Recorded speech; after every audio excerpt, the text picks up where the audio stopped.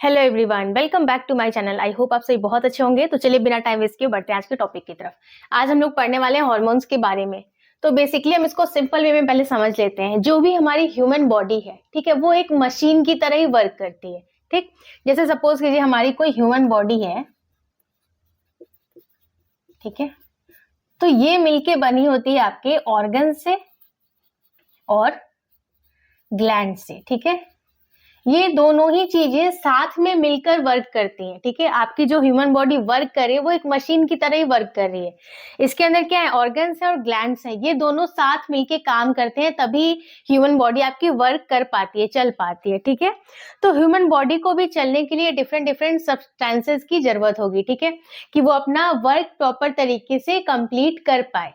तो उसी के लिए हमें पढ़ना है हॉर्मोन्स को, कि अब ये क्या चीज है। तो हॉर्मोन्स को अगर आप सिंपल वे में समझेंगे तो सपोज कीजिए हमारी ह्यूमन बॉडी में डिफरेंट डिफरेंट ऑर्गन्स हैं, उनको डिफरेंट डिफरेंट फंक्शंस करने हैं। ठीक, तो जो हॉर्मोन्स है इनका काम क्या होता है कि ये एक आपके एक समझ लीजिए केमिकल सब्सटेंसेस ही हैं जो कि ब्लड के थ्रू मैसेजेस को कैरी करते हैं। ठीक है, आपकी बॉडी में जो ब्लड है उसके थ्रू ये मैसेजेस को कैरी करते हैं, और जहां जहां इनकी रिक्वायरमेंट है वहां वहां पर इनको बॉडी में दे दिया जाता है। मान लीजिए जिस जिस जगह पे इनकी रिक्वायरमेंट है, जिस जिस ऑर्गन्स को इनकी रिक्वायरमेंट है, वहां पर इनकी सप्लाई कर दी जाती है।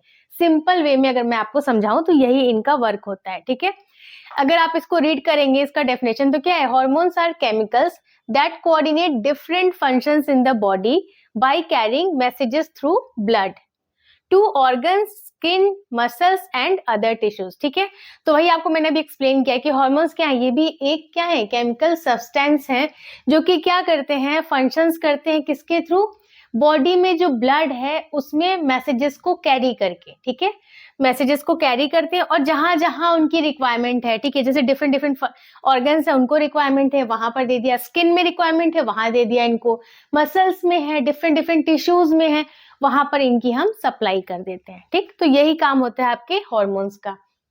अब यहाँ पर एक आपको समझने वाली बात आती है एंडोक्राइन ग्लैंड्स के बारे में। इसको पहले आप रीड कीजिए।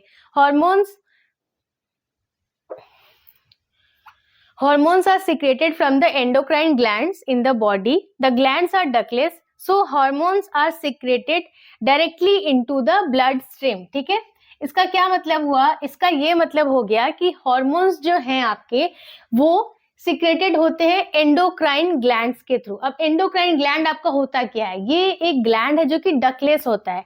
डक मीन्स आपको पता है, ठीक है, डक मीन्स नलिका, डकलेस मीन्स जिसमें नलिका नहीं है। ठीक है, तो ये डकलेस ग्लैंड है जिसकी वजह से ये क्या करता है, ब्लड में अपना हॉर्मोन्स क्या करते हैं, अपने रास्ते को ढूंढ लेते हैं, ये ब्लड में डायरेक्टली चले जाते हैं। ठीक है, इसका सिर्फ यही मतलब है कि जो एंडोक्राइन ग्लैंड्स है आपका, ये कैसा है, ये डकलेस है, इसलिए हॉर्मोन्स जो हैं वो डायरेक्टली आपके ब्लड स्ट्रीम में चले जाते हैं। अब इसके कुछ इंपॉर्टेंट फंक्शंस हैं हॉर्मोन्स के, उनको मैं आपको एक्सप्लेन कर देती हूँ। अब नेक्स्ट हम फंक्शन देख लेते हैं हॉर्मोन्स के, डेवलपमेंट एंड ग्रोथ में, then metabolism of food items, sexual function and reproductive growth and health. Next इसका फंक्शन कहाँ पे है, कॉग्निटिव फंक्शन एंड मूड, और कहाँ पे है, maintenance of body temperature and thirst. ठीक है, तो इसको कहीं पर आप नोट डाउन कर लीजिए। बेसिकली आपको याद ही करना है कि इसके क्या क्या फंक्शंस हैं, इसमें कुछ समझाने जैसा है नहीं, तो इसको आप पहले नोट डाउन कीजिए, देन मैं आपके इसको टाइप्स को बता देती हूँ। अब क्लासिफिकेशन देख लेते हैं हॉर्मोन्स का। तो बेसिकली इनको 3 टाइप्स में डिवाइड किया गया। First one is asteroid, second amine या अमीन, नेक्स्ट आपका पेप्टाइड्स। अब जो आपका एस्टेरॉइड होता है ये होता है वाटर इनसॉल्युबल। ठीक है, इसको हमेशा ध्यान रखिएगा, ये होता है वाटर इनसॉल्युबल। और जो आपके एमीन्स होते हैं एंड पेप्टाइड्स, ये दोनों जो हैं आपके एमीन्स एंड पेप्टाइड्स, ये होते हैं वाटर सॉल्युबल। ठीक है, ये दोनों वाटर में सॉल्युबल है और ये एस्टेरॉइड आपके वाटर में इनसॉल्युबल है। वाटर में अगर ये इनसॉल्युबल है, इसका क्या मतलब है कि ये लिपिड में क्या होगा, इनसॉल्युबल होगा कि सॉल्युबल होगा, थोड़ा सा सोचिए और बताइए। लिपिड में ये सॉल्युबल होगा। ठीक है, वाटर में इनसॉल्युबल है, इट मीन्स ये लिपिड में क्या होंगे, सॉल्युबल होंगे। ठीक, बिल्कुल वैसे ही ये वाटर में सॉल्युबल है, इट मीन्स लिपिड में ये इनसॉल्युबल है। ठीक है, लिपिड में क्या है, ये इनसॉल्युबल।